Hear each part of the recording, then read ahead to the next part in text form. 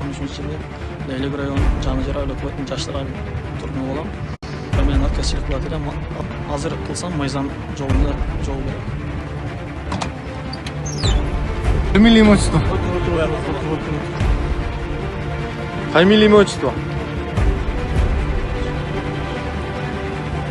Камера.